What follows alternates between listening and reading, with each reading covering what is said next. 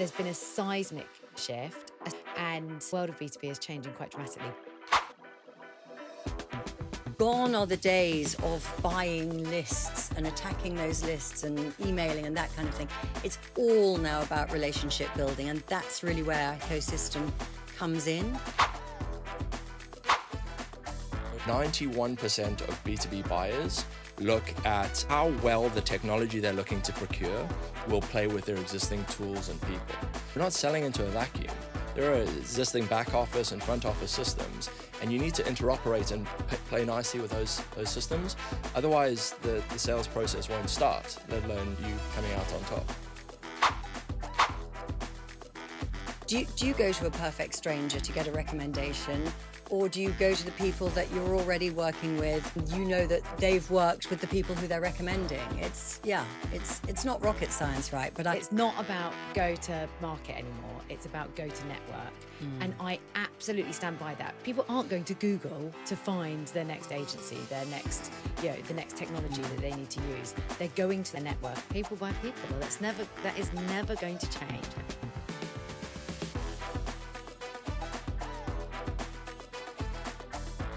Hey guys, and welcome to another, what is going to be brilliant episode of Marketing in the Madness. Now, we've had quite a few new listeners join us recently, so I haven't done this in a while. I'm going to actually introduce who I am. I mean, you guys know who I am because we've met many a time, but my name's Katie Street. I am not only the host of this podcast, but also run a marketing agency that focuses on lead and demand gen, mainly for people like David and Josie, who I'm about to introduce.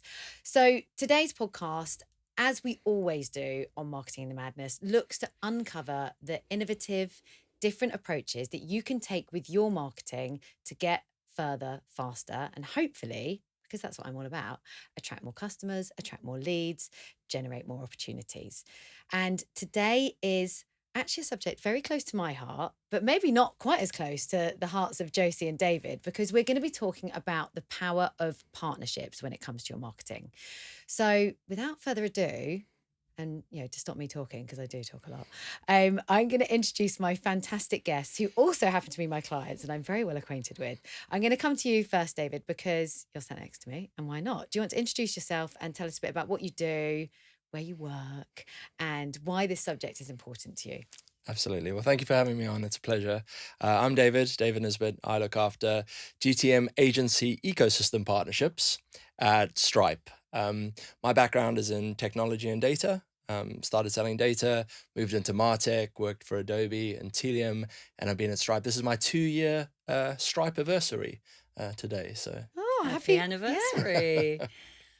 And next up, the equally brilliant Josie. So thank you. And thank you for having us both today. It's good to be here. So I'm Josie Klafkowska, and I am the Global Partner Marketing Director at the WPP network agency VML. So VML brings together brand experience, customer experience, and commerce to facilitate growth for our clients. So my role really is to look after marketing for all of our partnerships across the globe. So I work with a lot of organizations like Stripe.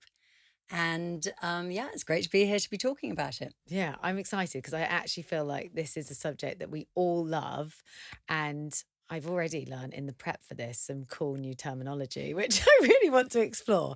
Before we do that, though, what I wanted to do is kind of give a bit of an overview of the B2B marketing sphere as it stands, because we are all in B2B marketing. B2B marketing is often looked upon as the dull, boring part of marketing. And although obviously you guys are both, delivering B2C for your clients, us in our roles, we are all here to help B2B marketing. Now, my view on the before we get into partnership stuff, but it does kind of, kind of fit into this quite nicely, is the biggest change I've seen, certainly even in the last 6 months to a year, is the need for B2B businesses to be more human, to stop showing up as these faceless marketing teams with the same boring. Oh, I'm not saying reports are done, because I know you guys have got a fantastic report, and they are brilliant, but we need to bring them to life in more human ways. And we do a lot of work with you guys on that, on events,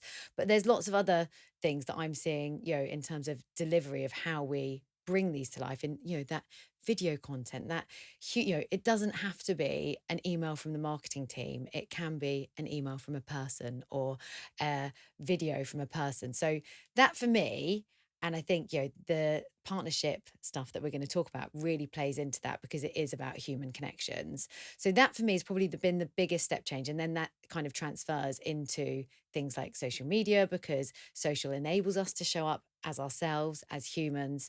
So I think there's been a seismic shift, especially in the last year. And yeah, the world of B2B is changing quite dramatically, but I'd love to hear your views. I'm going to come to you first on this, Josie, because of course you do a lot of B2C as well. And I think that's where B2B is going. Yeah, I mean, funnily enough, Dave and I were just talking about this before we came into the studio.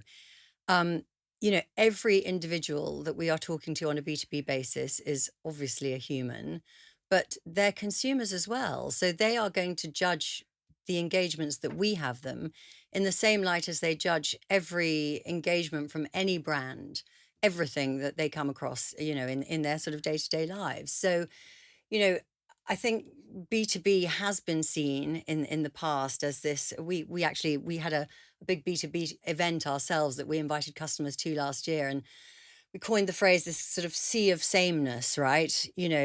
Men dressed in suits and ties, and and sadly mostly men, and Yeah. and life's not like that anymore. And we certainly don't need to talk to our customers like that anymore. So I think that there has, you called it a seismic shift, and I think there has been. And it's gone are the days of the kind of buying lists and attacking those lists and emailing and that kind of thing.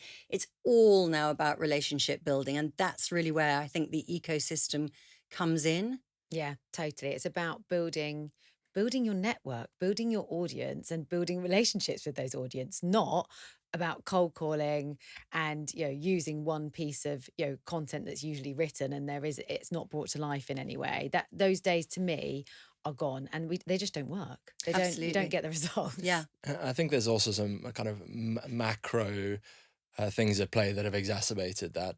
For example, we're about 10 minutes into the podcast, so it's probably a good time to mention ChatGPT and Gen Yes. AI. And I do think that kind of sea of sameness, as Josie put it, is going to just become worse, because now you don't need a massive marketing department. Very, very quickly, you can build a very strong marketing campaign, and it's going to become even noisier in the marketplace. As well as that, you've got the death of third-party cookies. So the way that we as marketers have attributed spend is changing, and there's a few blind spots in that. So I think we can't do things the same because those vehicles are not available to us anymore. Yeah, it's changing, and those that don't keep up are at risk of, falling way behind, if not, their company seriously struggling, especially in today's market. So the answer is partnerships. So let's talk about how, the changes that you guys have seen. Of course, you're both part of the Mac Alliance and heavily involved with composable technologies and headless, if some of you guys refer to composable as headless. Dave, I'm going to come to you first, because of course, ecosystems is in your job title. Tell me what that means and how the kind of partnerships work across the ecosystem that you manage. Okay.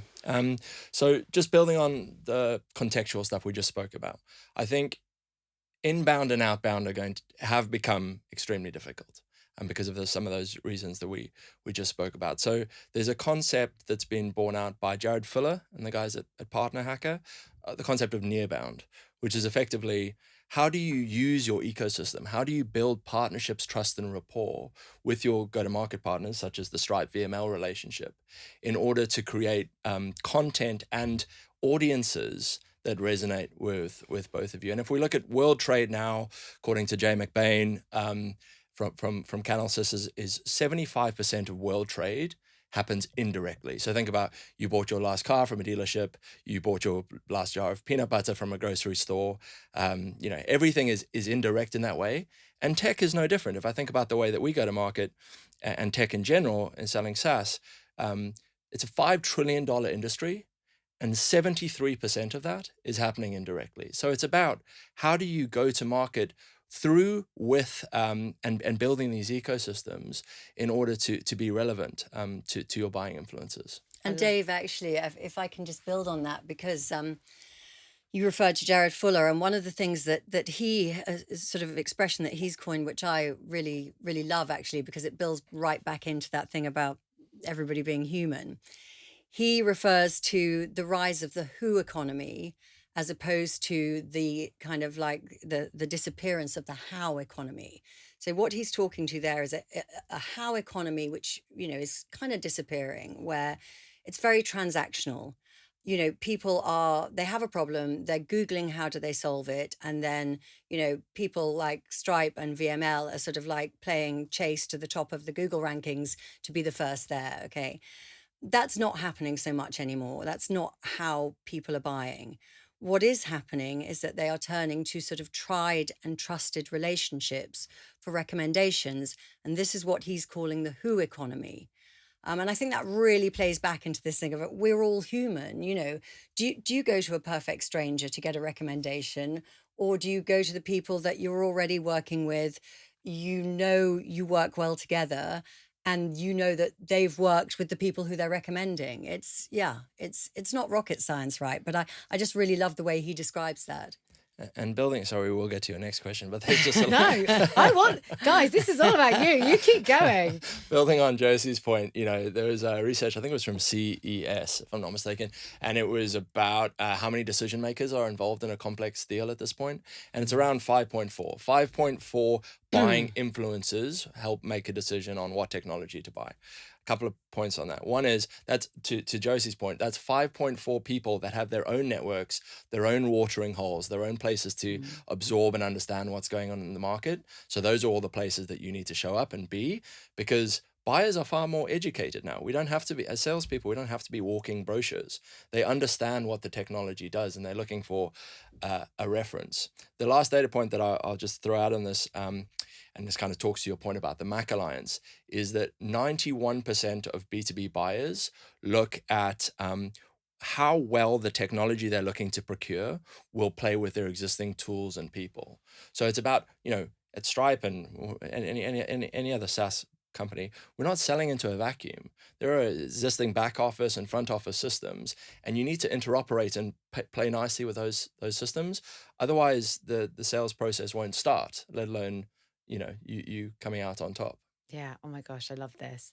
I'm going to map back into something you said, actually, Josie, which in doing my research, which I do sometimes for this podcast, I found a phrase which was, it's not about go to market anymore. It's about go to network. And I absolutely stand by that, because, like you say, people aren't going to Google to find their next agency, their next, the next technology that they need to use. They're going to their network. And that might be, an established community or network. It might be LinkedIn. And again, if you look at what's happening in the B2C world, certainly Gen Z, Gen Alpha, even me, I search for things in social platforms, in my private life. Like if I'm looking for new clothes, for recommendations, for a new, I don't know, someone to get my nails done, whatever it might be, I go to Instagram or to TikTok.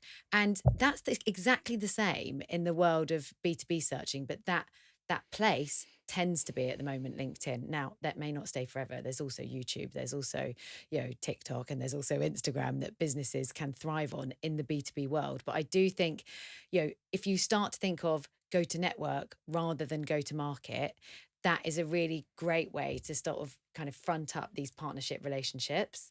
Yeah, although I kind of feel like, for me, it's not either or. I think actually go to network should be an integral part of any go to market strategy. Nice. And actually, we talked about the fact that there isn't one person sitting in an organization kind of waiting to buy. Okay, so we have to think, from a VML perspective, for instance, when we are helping organizations like Stripe or any of our other partners to implement their solutions, who are we talking to? You know, we'll be talking to marketeers, digital leaders, e-commerce leaders. We'll be talking to CIOs, CDOs, you know, the IT folk who, you know, quite often still really have the purse strings for these solutions, for the solutions certainly, but for us as implementation partners as well. You know, you've got procurement, Yeah. you've got the CFO sitting on top of all of that, and everybody's got really different priorities actually. And we have to speak to all of those priorities. So when you then bring in this sort of notion of go to network, I mean, for me, they're just it's another audience, right? It's an additional audience, certainly a very useful audience for sure.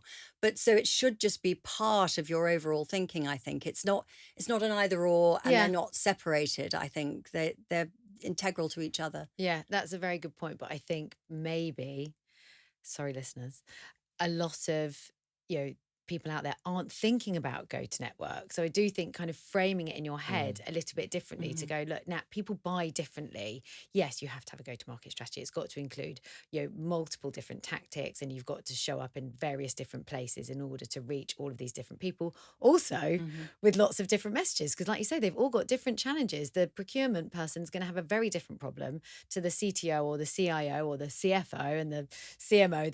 They all have different problems. It's funny because I remember early in my career, and I think I got my head around this quite early, but I've always worked in sales and marketing, and everyone was like, oh no, you can't email 10 people in the same company, because what if they talk to each other and it looks like you're trying to sell them stuff. I was like, yeah, but the likelihood of them all like popping their heads up going, oh, did you just get an email from Katie Street about X, Y, and Z, whatever I was sending them at the time, sort of 15, 20 years ago. I was like, no, because they've all got different jobs, and I'm going to talk to them all slightly differently. This was before I was using big technologies to do it at scale. And it's the same rules apply. People think, oh gosh, I can't email 5, 6, 7 people in the same business. Yes, you have to, but you need to bespoke your message. Absolutely. If you think you can blanket coverage them, then you're really losing before you've even started, actually. Yeah. And I think that is the thing. You've got to understand the business needs of the organization, but you've got to understand where everybody else is coming at it. So, if you're sitting in IT, you might want to hear from us about, efficiencies or economies of scale. If you're a marketeer or an e-commerce leader, you might want to know that your teams are going to be able to use this technology properly, and that we understand that, and that we can help them get their team structure right so that they can do that. So yeah, it's very different, but you do have to talk to them all for sure. And I think what hasn't changed, all of this stuff seems like it's a completely different sport, but people buy from people, right? Yeah. That's always been the case. And I Funny think that. in my, I'm in partnerships, and there's a lot of sameness in technology, right? I play this game where I go to conferences. If you put your name over the logos and you just look at the buzzwords that they use to describe what we as technology platforms do, we all do much the same thing. And, if you're in the conversation, your technology is probably pretty good. So that's not the problem. I think where the value of partnerships and ecosystem comes in is building that trust, rapport, relationship such that, VML know that if they phone Stripe, 10 minutes before they're about to launch a big commerce website, that there's someone at the end of the phone who can help them troubleshoot their code and get that thing live. And being able to have that trust, Josie knowing that she can call Stripe and vice versa, I think that kind of stuff is at a premium at the moment. Yeah, people by people. That is never going to change. And again, too many people forget that. Yeah. Now, I want to delve into the how, because we talked about the how. Like, how do you actually make this happen? So if we've got people listening to this going, look, I know I've got these partners that I work with. I don't have an official ecosystem like the Mac Alliance or a community that I'm working within at the moment. How do you practically put a go to network or a near bound kind of strategy in place, and what does that look like as it comes to life? What kind of things are you guys doing together to bring this to life? Perhaps I'll kick it off and then I'll throw it over to Josie. So I think the first thing to say is investment is happening. So McKinsey recently did a report, and 82% of boards are thinking about investments in ecosystem partnerships and growth. So that's good. We've kind of crossed the chasm, if you like, and now we are getting money into the ecosystem. The question then is, how do you spend that money? Do you spend it on people, process, or technology? in my experience, what's worked very well is there's kind of two stages. First is you want to build hype, awareness, and kind of start the flywheel spinning, i.e., you want to recruit many partners. You want to get to a critical mass whereby, as a technology company, you have an ecosystem of ISVs, system integrators, agencies, etc., that can help you build that ecosystem. That's point one. And at Stripe, our ecosystem's about 2 years old, and we've now built 2,600 partners in the program, which is excellent, great. But then once you have your 2,600 partners, partnerships, like most things, rely on the Pareto principle, 80-20. 80% of your revenue is going to come from your top 20% of your partners. The question is, which 20% is that? How do you identify those? And how do you spend time and create relevance with the right partners? Because you can't be all things to all people. You can't have a network the size of Microsoft or Salesforce overnight. If you're looking at this as a technology company for the first time, I think it's essential to create critical mass and then figure out, like, right, where are the big bets? Where are the strategic partnerships that I want to double down on? And for us, I mean, that's certainly, for starters, our clients will help us make those decisions, right? Yeah. Because, they will be making decisions about technology sometimes, and then they will come to us to ask us to implement it. Other times they come to us and ask for advice about who they should be partnering with. So, that's a give and a take. But, that's obviously a huge factor for us.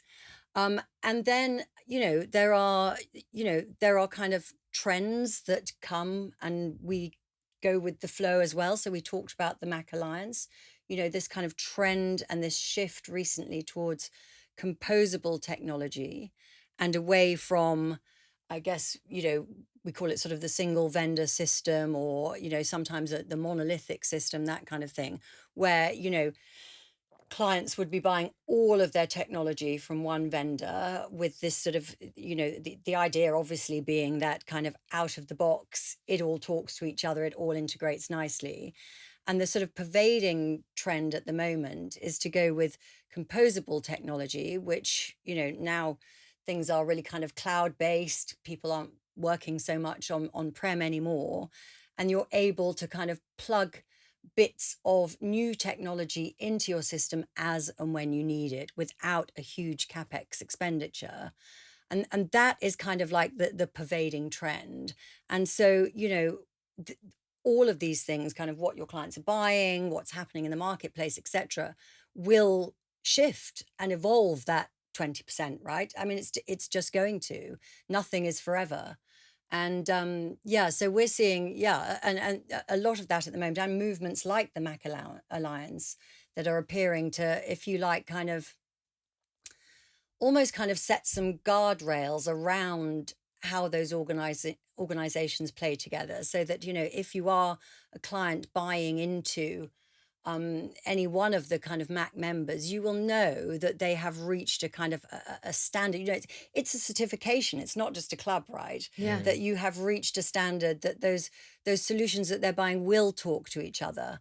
And so I think that's really important as well, to have those kind of networks that you can go to that help you find the right partners. And I think that's particularly relevant for our customers and clients, don't you, Dave?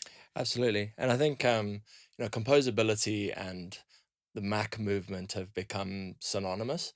I do think there's some nuance in there. Like, we're seeing some of the quote unquote monoliths become more composable. You can buy an Adobe stack or a Salesforce stack or an Oracle stack, and then also have That's best in definitely breed happening. interoperability. Absolutely. It's not an either or, is it? Yeah. Yeah. Yeah. They've Yeah. had to change, haven't Absolutely. they? And that's Yeah. the thing with anything, when you're looking at your marketing, you've got to evolve and change with the times. That's another thing I think has changed in marketing as general. You can't do these long 1-year plans anymore because the world's moving Yeah. Yeah. so quickly. We tend to work on like 90 days, and we have done that pretty much since I started the business, and now it's more important than ever because new technologies come into play. Now AI is here. I mean, just wow. I mean, AI's been here for a long time, but since ChatGPT launched, it's changed the game. So you can't sit back.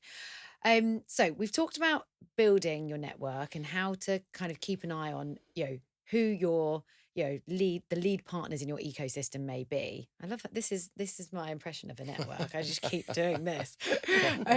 So I'm making a circle with my hands, guys, for those that are listening and not watching. How do you then turn that into well, this is when it goes, you've gone to your network, now you need to go to market. So what kind of tactics do you guys use to show your partnership to your potential prospects, and how do you benefit each other? Is this where we start talking about our fabulous report, Dave? I think we certainly could plug the report. One quick point before we get on to the report and kind of how Josie and I are bringing it to life as a partnership. I think, I know a lot of your listeners are in technology, and I think as you're building out a partner ecosystem, it's important to think about, where do you want your partner ecosystem to add value? You can only optimize for a small set of things, and I'll put it into 3 buckets at the highest level. I think you can optimize your partner ecosystem for pipeline create, like you want partners to bring you new deals that you couldn't otherwise see. B, it could be deal acceleration. So you want your partners to help you kind of get to those 5.4 influencing decision makers and help your deals progress faster and help close bigger deals and all the things. Or C, and I think probably least thought about, is customer activation and go live. How do you want your partners to turn up for you once you've already sold the technology and left? How do your partners help your clients to activate on their technology? And a nice kind of bit of conventional wisdom from a guy called Jaco de Kool, who has some theory called winning by design. And he did some analysis to say that SaaS companies in the general, the CAC, the cost of acquisition payback in SaaS, is around about 21 months. So think about that. You sell tech, and 21 months later, you recoup the cost of selling that tech once you paid salespeople and marketers and all things. So I think it's super important as a technology company to think about, how do I bring that 21 months forward? How do I help get the cost of acquisition paid back in 12 months? And the way to do that, in my humble opinion, is having fantastic relationships with the likes of VML. Absolutely. And I mean, that's what our joint customers want. They all want to get the time to value reduced to as short a period of time as they possibly can. And actually, you know what, that's one of the things with Composable that you can actually do, because often you're looking to solve for a specific use case, okay? And because you can, sort of not quite plug and play, but that's kind of the idea, right? If you sort of think of it as a series of kind of Lego blocks or something like that, the idea is you can add in a new technology to solve for one specific thing, switch it off again when you don't need to do that. And that's sort of the beauty of it, really. And I think what we are now able to do with that sort of thing is to reduce that time to value and to deliver client success together more quickly. And that's really what it's about. Yeah, speed to market, speed of getting your money back, and well, we all Customer want everything. value. Yeah, we all want everything faster anyway nowadays, don't we? So you kind of hinted upon the report. That kind of takes us, I guess, a bit deeper into the tactical things that our listeners could deploy. So where are you seeing success in terms, how do these partnerships come together, and where are you really seeing success in terms of that lead development? Yeah, so I mean, we already talked about kind of the changing face of marketing and the need to develop kind of, robust first party data strategies, okay? So I guess the question is, how are you going to get your hands on some of that data? And that is through a value exchange, right? And no one is going to hand over their data these days unless they really feel that they're getting something useful back for it. So that's where, we work with companies like Stripe, but also, VML does a lot of this independently. Thought leadership, okay?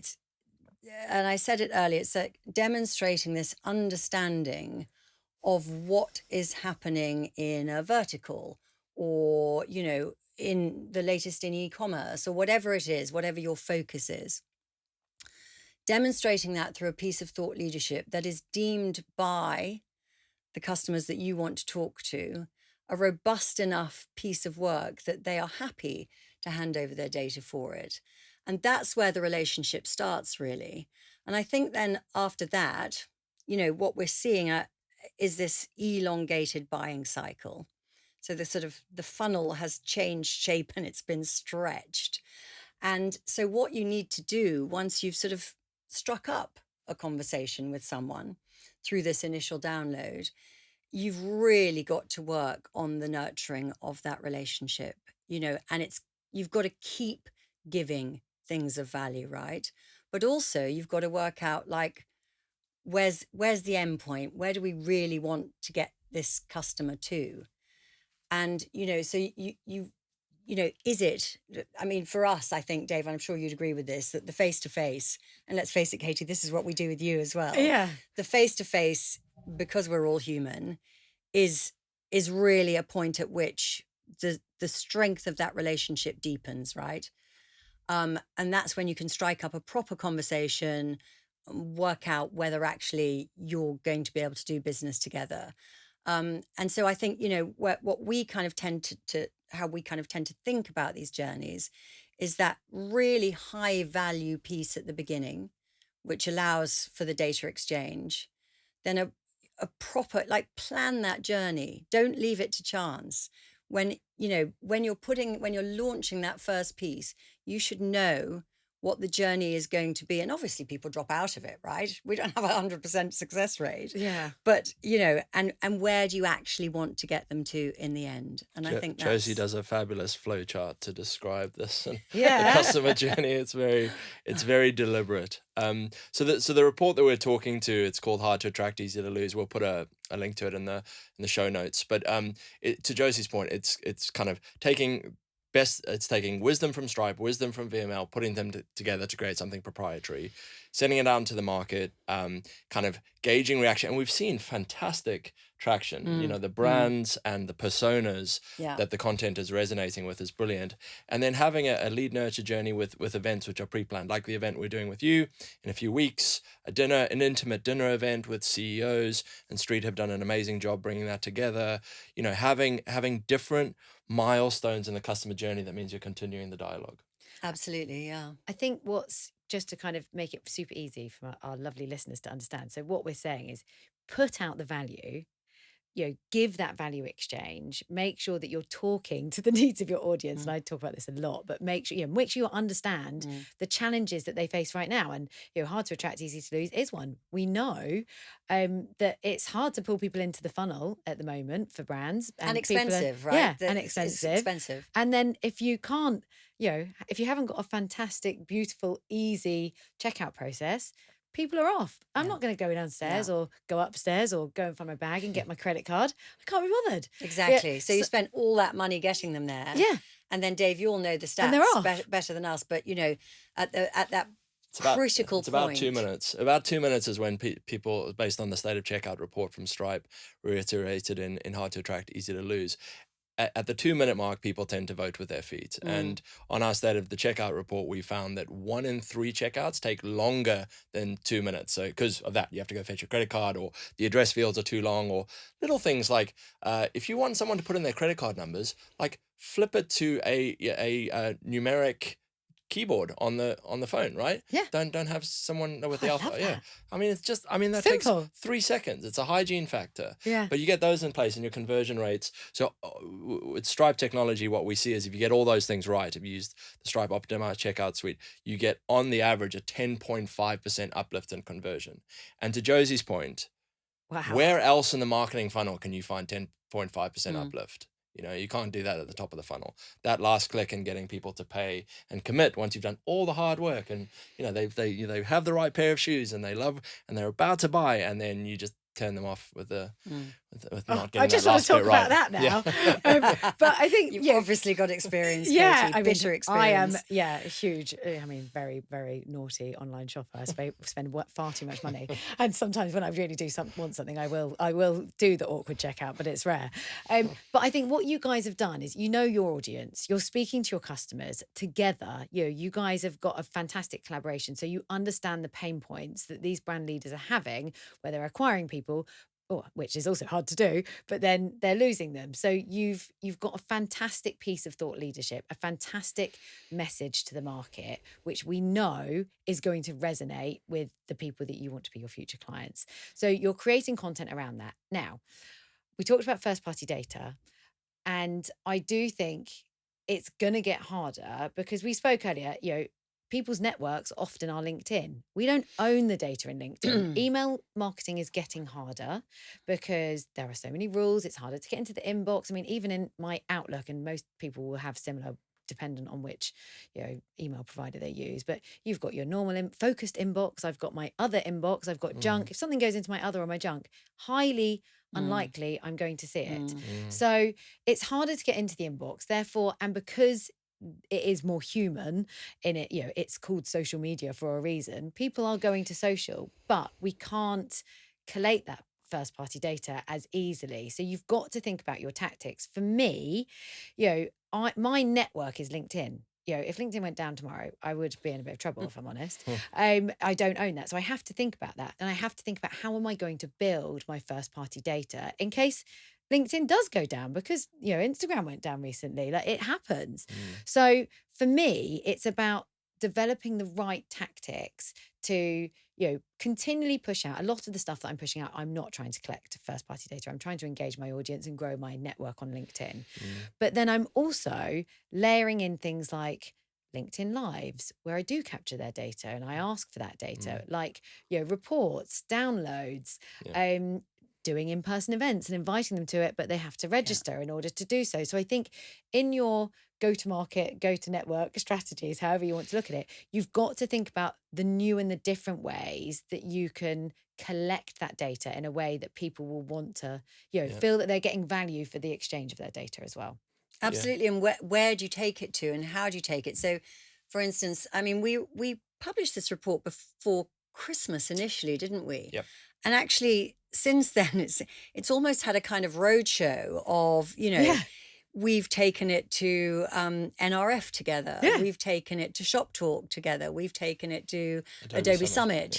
And we're doing either kind of panel situations or fireside chats and things like that at all of those, big industry events. So you're just constantly kind of pushing the reach. Yeah. But in an environment, and again, back to the ecosystem, in an environment, people go to these events because they want to be engaged with this kind of content, right? So it's a kind of trusted environment that you're in.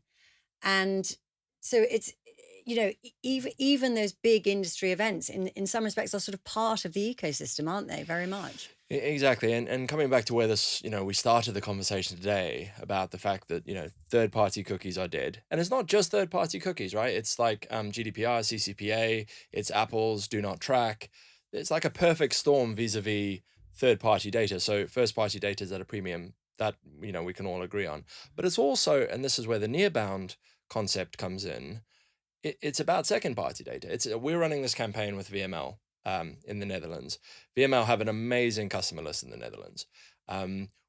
Two things we could either ping, as Stripe, we could just ping them directly. Hey, here's a cool report we did with our partner. Read this, please click on this and download the white paper and whatever. Or, which we're doing, we could, the clients that VML already have on their books, that's second party data. They know and trust their agency. 100%. Using a joint narrative, working with the client leads at VML to send personalized notes to those folks and say, hey, we already help you with these parts of your customer journey. We're not helping you at the moment with how you run your checkout. We've created this amazing piece of thought leadership that we think will be resonant for you. And using that, because it's like back to the thing we were saying about how people buy.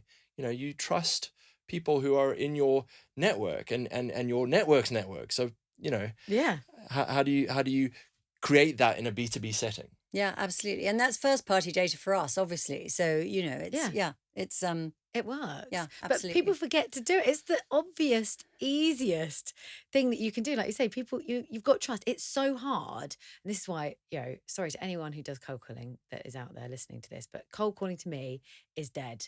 Well, it's not just you. I looked at the stats this morning because, like you, I like to prep.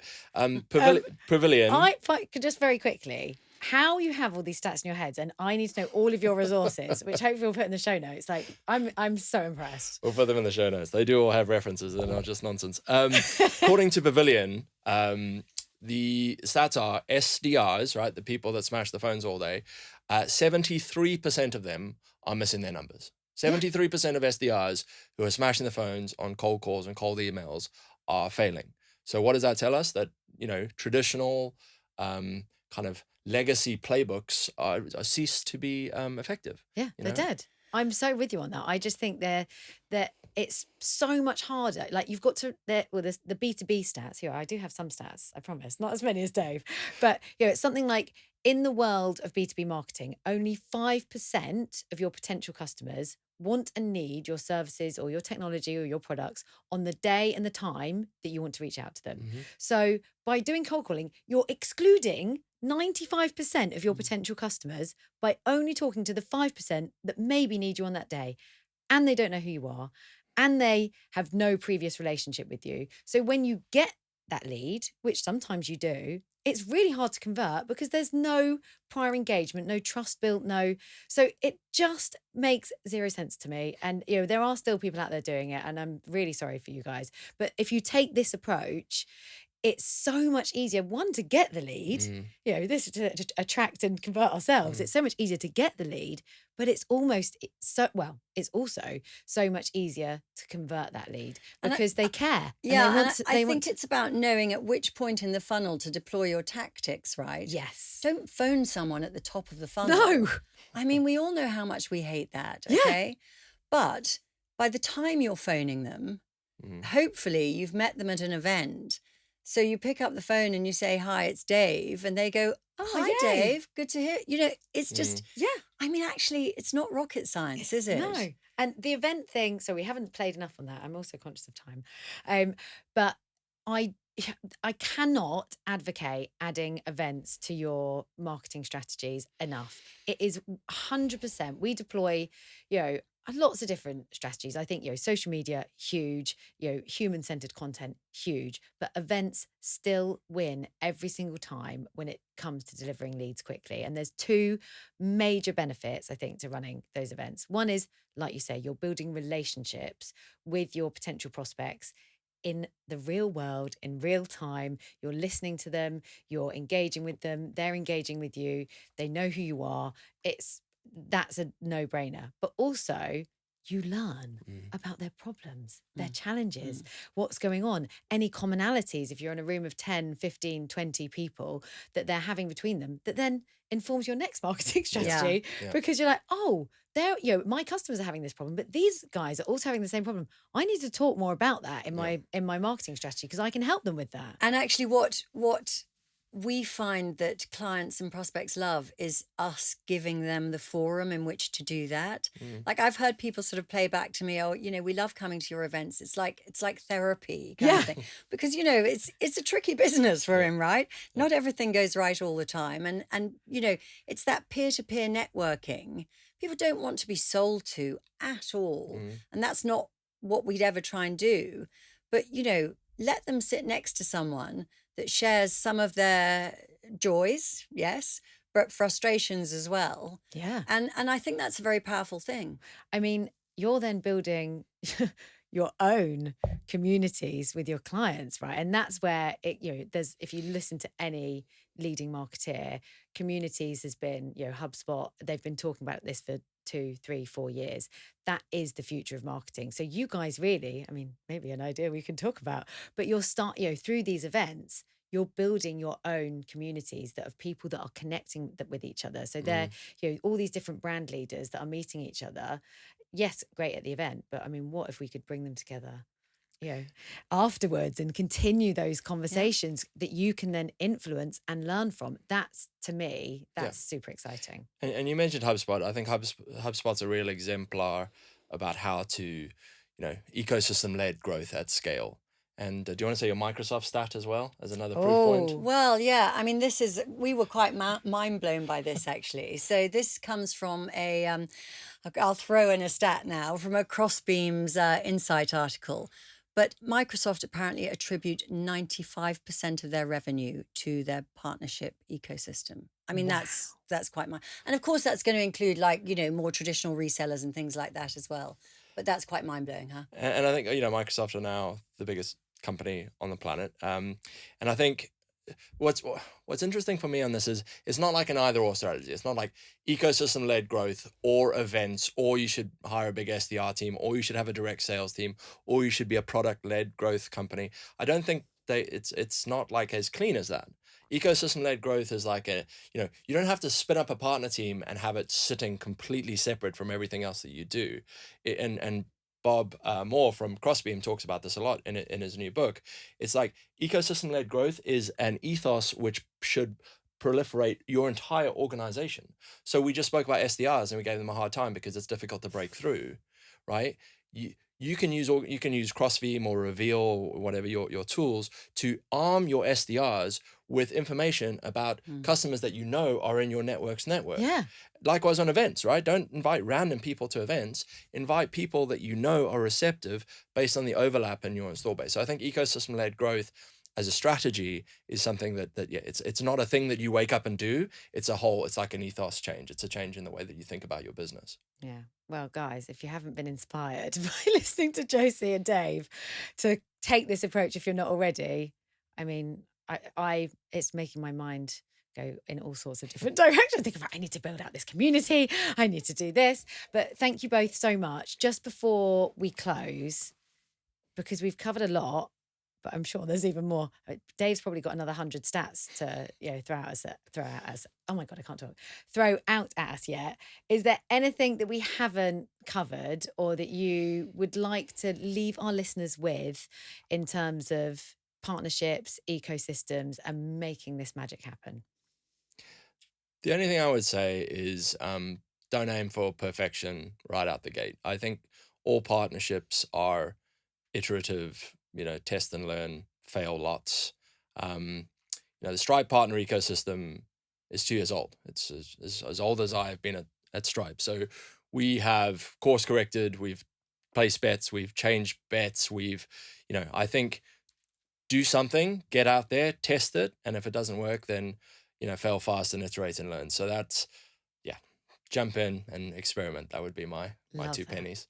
Amazing. Josie? Yeah, and I think I would just say when you're thinking about your kind of go to network strategy, which as I said, I think should be thought of as part of your go to market strategy anyway. I think there are for me, there are sort of 4 things to really think about is kind of individuals, not organizations, human individuals. That's really important. Then I think, connect and earn trust. Don't assume to kind of broadcast your authority. It's not going to cut. Relationships, that nurture cycle is so important. And you've really got to think about that and work at it. And then obviously, what do you need to do all of that? It is about having a robust first party data strategy, but earning the trust so that people want to actually give you their data. They want to be a part of that kind of club, if you like. Love it. Well, I'm not going to add anything because I feel like I could riff on about a million different things and I've got so many ideas, but I just want to thank you both for giving so much of your fantastic knowledge. You've really inspired me. And for our lovely listeners, if you haven't already got your plans in place, I know today will have inspired you. So my advice is go and take some action and work out how you can build your community, your partnership, your very own ecosystem, because it is the future of marketing. And if you like this podcast, please do. It really, really helps us. Go and give us a 5-star rating and a review. And Josie and Dave, please do the same on Apple Podcasts, I think, and Spotify. You can do that on now. And if you've got any comments, feel free to pop me an email, katie@street.agency. And I hope that you're back listening very soon.